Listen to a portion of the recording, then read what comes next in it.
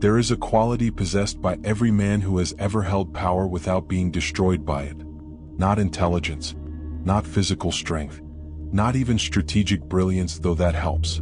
The quality is this: the refusal to be moved by what is designed to move him. The provocation that produces no reaction. The accusation that produces no defense. The attack that produces no counterattack. The silence that produces no anxious filling. The criticism that produces no justification. The test that produces no visible response at all. This quality is not coldness. It is not indifference. It is not the absence of feeling or the suppression of genuine response behind a carefully managed exterior. It is something rarer and more powerful than any of those things. It is the settled composure of a man who has built something real inside himself that does not shift when the world attempts to shift it. Who has a center that holds under pressure. Who understands, at a level below conscious strategy, that the man who controls his own reactions controls the interaction, regardless of what the other person is doing. My name is Niccolò Machiavelli. I spent 14 years in the service of the Florentine Republic negotiating with men who used provocation as strategy, accusation as leverage, and silence as a weapon. I watched men of genuine capability destroy themselves by reacting when they should have held still, by explaining when they should have remained quiet, by justifying when the justification cost more than the original accusation. And I watched men of more modest capability consistently outmaneuver their more gifted rivals simply by understanding one thing those rivals did not. The man who does not react cannot be controlled. Today we examine 7 principles of psychological composure drawn from decades of observing men under pressure in the most politically volatile city in Renaissance Europe. Not as techniques to deploy against others, as qualities to build within yourself. Because the composure I am describing is not a performance. It is the natural expression of a man who has done the genuine work of developing an interior life stable enough to hold under any pressure the world can apply. The first principle is this: never react in the moment of provocation. The moment of provocation is the worst possible moment to respond to a provocation. And it is the moment when most men respond. I observed this pattern across my entire career with total consistency. A man is provoked. The provocation produces a reaction. The reaction is immediate, unconsidered, driven by the emotional force of the provocation rather than by any strategic assessment of what response would actually serve his interests. And the reaction, far more than the original provocation, becomes the thing that determines what follows. The man who provoked him has achieved exactly what he intended. He has moved the other man off his center. He has transferred control of the interaction from the other man's considered direction to the provocation's immediate force. He has, in the specific language of strategic psychology, made the other man react rather than act. And a man who is reacting is not a man who is choosing. He is a man who is being chosen for by the emotional force of what has been done to him. I learned this principle through painful experience rather than comfortable observation. In the early years of my service to Florence, I was provoked more than once into responses that served my provocateur's interests rather than my own. The response felt righteous in the moment. It felt necessary. It felt like the only possible answer to what had been done. It was almost always a mistake. The response that serves your interests is almost never the immediate one. It is the response that comes after the emotional force of the provocation has passed, after the situation has been assessed with something closer to genuine clarity, after the question of what response would actually produce the outcome you want has been honestly asked and honestly answered. Delay the response. Not forever. Long enough for the provocation to lose its force and the clarity to return. In the delay you remain in control. In the immediate reaction you have surrendered it. The second principle is this: never explain yourself to people who have already decided what they think of you. I observed across my career that explanations, offered to people who had made up their minds, almost never changed those minds. They provided, instead, a set of additional facts and arguments that the already decided mind used to reinforce the conclusion it had already reached.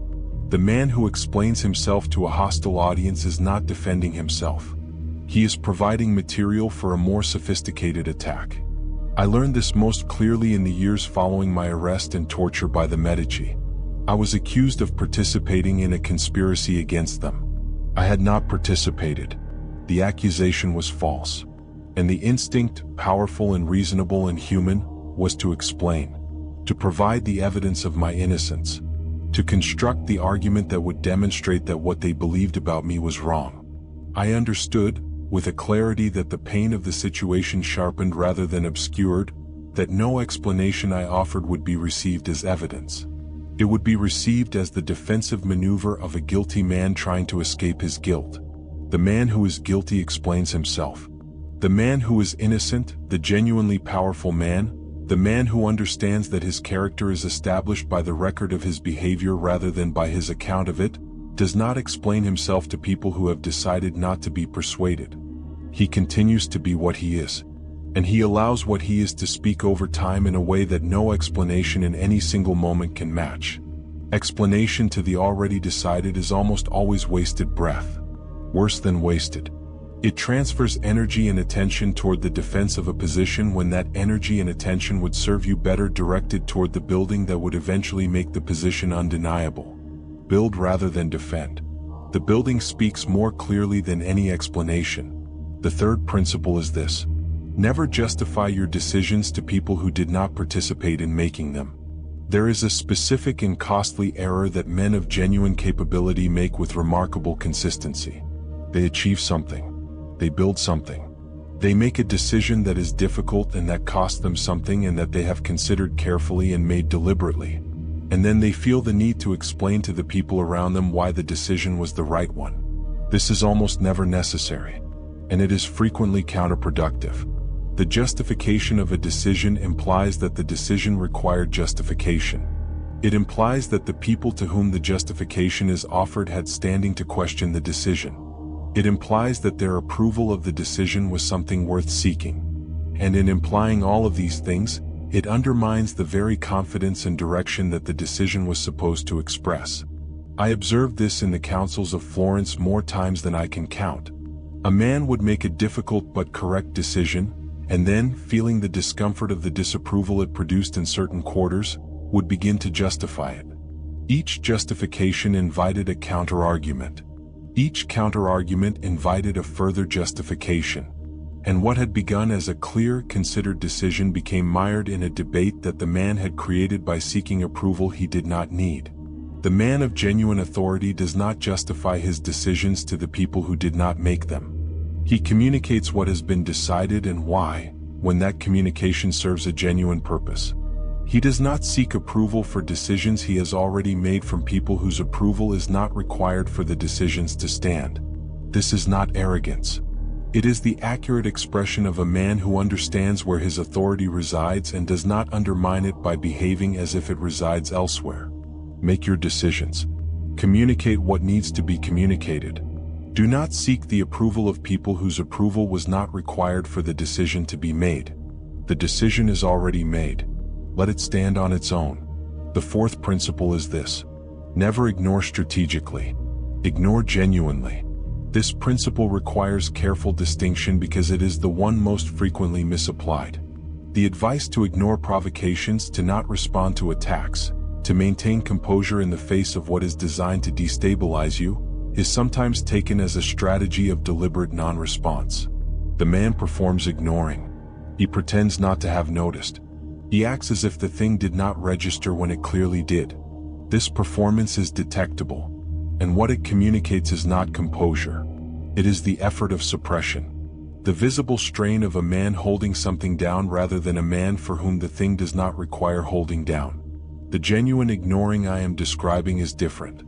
It is the natural consequence of a man whose attention is genuinely elsewhere, who is so absorbed in the building that the provocation genuinely does not occupy the center of his attention, who notices what has been done and assesses it accurately and then returns his focus to what actually matters, not because he is performing indifference but because his indifference in this instance is genuine. This genuine ignoring is only available to the man who has something real to return to, who has a direction and a body of work and a purpose that is not interrupted by every provocation that comes his way. The man with nothing to return to cannot genuinely ignore. He can only perform ignoring, and the performance is always slightly wrong in a way that the person who provoked him can detect and will exploit. build something worth returning to, the genuine ignoring will follow naturally, not as a strategy, as the expression of a man whose attention has better places to be than on the person who is trying to capture it. The fifth principle is this: let silence do the work that words cannot. I have written in other contexts about the art of silence as a strategic resource. In the context of psychological composure, silence has a specific and powerful application that most men never fully utilize. When a man is attacked, accused, provoked, or tested, the immediate pressure is toward a verbal response. Something must be said. The silence feels like concession, like the absence of defense where defense is required. This feeling is almost always wrong. Silence, in the moment of attack, communicates something that words cannot communicate regardless of how well chosen they are.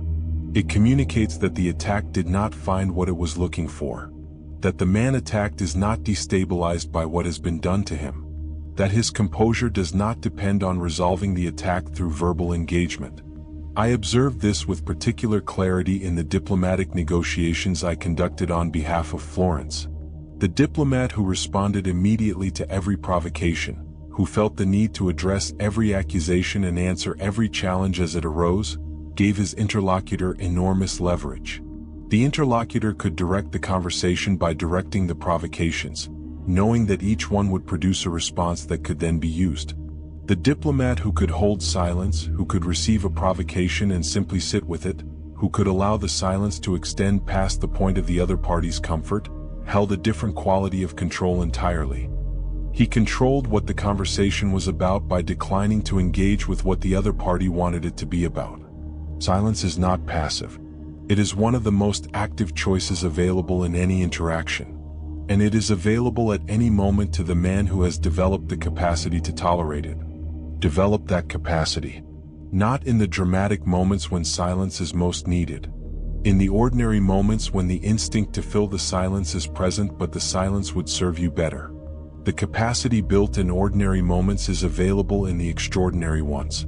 The sixth principle is this: never seek validation from the people whose opinion of you is already determined by their own interests. This principle extends the logic of the second and third principles into the domain of ongoing relationship rather than specific incident. Most men, in their daily interactions with colleagues, rivals, family members, and acquaintances, are conducting a continuous low-level campaign for approval. Not consciously always, but the behavior is there. The slight adjustment of position to match the apparent preferences of the audience. The softening of a strong view in the presence of someone who might disagree with it. The emphasis on the aspects of a decision or an achievement that the specific audience is most likely to respond to positively. This campaign for approval is almost always conducted with people whose opinion of you is already substantially determined by factors that have nothing to do with you. Their own interests, their own insecurities, their own assessment of how your position affects theirs, their own history of similar situations that predisposes them to a particular reading of this one. The opinion of these people is not available to be changed by your behavior in any meaningful way. They will think what they are going to think. And the energy you spend trying to influence that thinking is energy withdrawn from the building that would eventually make their opinion irrelevant. I spent too much of my early career seeking the validation of men whose opinion of me was determined by their political interests rather than by my actual capability or character. I adjusted my counsel to be more palatable. I softened conclusions I knew to be correct because I sensed they would be unwelcome. I sought the approval of people who were not capable of giving it genuinely because their assessment of me was always filtered through what my rising or falling served in terms of their own position. It was wasted effort. Every unit of energy directed toward seeking their approval was a unit withdrawn from the work that eventually produced the understanding that outlasted all of them. Seek the validation of your own standards, of the work itself, of the honest assessment of whether what you are doing is as good as you can make it. The opinion of people whose assessment is determined by their interests will not tell you anything useful about whether you are on the right path. Your own standards, honestly applied, will. The seventh and final principle is the one that underlies everything I have described today. Build an interior life substantial enough that external opinion cannot destabilize it. Everything I have written across the 6 preceding principles rests on this one. The capacity to not react in the moment of provocation. The capacity to not explain yourself to people who have decided. The capacity to not justify your decisions to those who did not make them. The capacity to ignore genuinely rather than performatively. The capacity to hold silence when silence is what the moment requires. The capacity to not seek validation from people whose assessment is predetermined. All of these capacities rest on the same foundation. A man who knows who he is, who has built something real inside himself, who has a direction that is genuinely his own, who has standards that he has applied honestly across sufficient time to have genuine evidence of his own character, who has, in other words, an interior life substantial enough that what happens outside it does not determine what happens within it. This interior life is built the same way everything else worth having is built. Through the patient, sustained, unglamorous work of genuine development across years. Through the reading and thinking and honest self-examination that produces a man who actually knows what he values and why, who has tested those values against genuine pressure and found them holding, who has the accumulated evidence of his own consistency to return to when the external world is doing its best to tell him he is wrong. That evidence, accumulated across years of genuine effort and genuine honesty with oneself, is the foundation of genuine composure. Not the performance of it, the genuine article. The man who has built it does not need to practice not reacting. He genuinely does not react in the way that less developed men react, because the provocation does not find in him the insecurity and the need for approval and the fragile self-concept that provocations are designed to exploit. There is nothing to exploit, because what was there to be exploited has been replaced, across years of genuine development, by something more solid. A center, a direction, a self that exists independent of external validation and therefore cannot be moved by its withdrawal. I built this across 14 years of service and 3 years of exile and everything that came before and after. Not because I was naturally composed, because the circumstances of my life required it of me, and I chose, each time the requirement was presented, to develop the capacity rather than to avoid the development. The circumstances of your life are presenting the same requirement. Every provocation is an invitation to develop the capacity to not react to it. Every accusation is an opportunity to practice not explaining yourself. Every test of your composure is a chance to build the composure that holds under the next test. Use the circumstances, not because they are comfortable, because they are exactly the conditions that build the quality you are trying to develop. I want to close with something I observed in my own life that made all 7 of these principles more real to me than any observation of others could have. In the months after my arrest and torture by the Medici, I was a man who had lost almost everything. My position, my income, my daily engagement with the political life of Florence that had been the organizing principle of my adult existence. And I was a man against whom serious accusations had been made, accusations that I knew to be false and that I could not effectively refute in the political climate of the moment. Every instinct told me to react, to defend, to explain, to seek the validation of the men who might restore my position if only I could convince them of my innocence and my continued usefulness. I did some of this. I wrote to the Medici. I made my case as clearly as I could. I sought the intercession of men who had influence with the new regime. And I watched, with a clarity that the removal of my position had produced, exactly what happened when the man who has lost everything attempts to regain it through explanation and justification and the seeking of validation from men whose assessment of him is determined by their own interests. Almost nothing happened. The men I wrote to received my letters. They read them or they did not. They were moved by them or they were not. But their assessment of me and whether I was useful to them was not substantially changed by the quality of my argument or the sincerity of my defense. What eventually changed my circumstances was not the explaining or the justifying or the seeking of validation. It was the building. The work I did in exile at San Andrea in Percasina, writing The Prince and the Discourses and everything else, that eventually created the reputation that the defense of my position in the moment of its loss could never have produced. The work spoke, eventually, in the way that genuine work always eventually speaks. Not because I planned it that way. Because I ran out of people to seek validation from and returned, with nowhere else to go, to the only thing that had ever actually been mine. The thinking. The writing. The patient, daily, unglamorous work of building understanding and expressing it as clearly as I could. That work, continued without reaction and without explanation and without the seeking of approval from men who were not capable of giving it genuinely, eventually produced the thing that the defense of my position in the moment of its loss could never have produced. Something real. Something that belonged to me, independent of what anyone decided about me. Something that fortune could not take because it was not in fortune's hands to give or to withdraw. Build that. Not as a reaction to what is being done to you. As the expression of what you are, pointed at what you are building, independent of whether anyone is watching or approving or giving you the validation that the building does not actually require. The building does not require their validation. It requires yours. And yours is the only one you have always had complete control over.